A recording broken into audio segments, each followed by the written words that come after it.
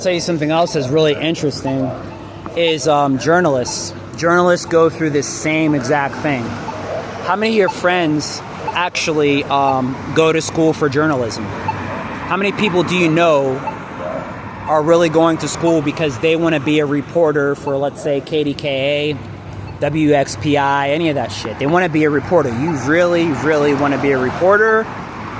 Do you want to work at the TV station and report the news from the station?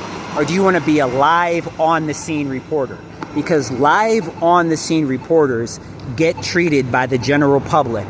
We're not talking about gangsters. We're not talking about drug dealers. We're not talking about killers. We're not talking about cartel members. But we're talking about people that are photogenic because they don't want to be filmed because they're actively breaking the law, or somebody that actively is breaking the law would disapprove of them being on camera or saying anything because it would allude to the fact that they're doing something that's against the law, right? In other words, these kind of people don't like reporters. They treat reporters just like police officers. Who? Gangsters, drug dealers, killers? No, I already said that. College students. College students that break the law, that don't like cops, don't like reporters either. They don't. Because here's what reporters absolutely have to do. If you work for KDKA or WPXI and you're investigating the campus, because you're not really investigating, but you report it, because sometimes they pull up and they park their camera right exactly here or over there or anywhere on campus. Wherever there's news, let's say, Oakland was having a problem with anything. Sexual assault, rapes, anything that was going on, theft, anything, racism, whatever, all right? Or let's say the president was coming to speak next week and they want to see what the student body thinks of anything that involves that, right? They're going to say, so this is so-and-so from KDK News reporting, asking people. And students would act like, oh yeah, this is a great time to be on TV. Hey, can I be on TV? What do you want to know? So what do you think about so-and-so running for the election? Do you think they're going to win? People are they have no problem taking part in a discussion like that.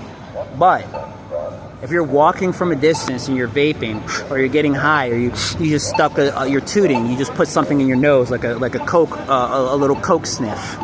Okay, you're in the bathroom at McDonald's, you did a little shot of hair on or whatever. You know, whatever you do, right? You're on your way to class thinking you're going to pass an exam after you just tooted. All right? Forgetting that, you could ask your doctor for Aarao, but you'd rather go all the way up. All right? Oh, this is a great time to wait, let's listen to what they're saying before you just nominate yourself to be on the news. The plug could disapprove. You know what I mean?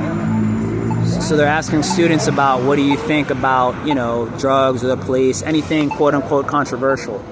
You know what I mean? So people that are in cliques stay out of controversial discussions because you could lose your place in the popular people's crew. And it's really not even the popular people's crew. It's just you could not get served by your drug dealer, which is basically what it amounts to. Or you could lose protection from somebody that could protect you from your bully that is really not even a legitimate, shield. All right? So, let's stay out of this conversation. And not only do they do that,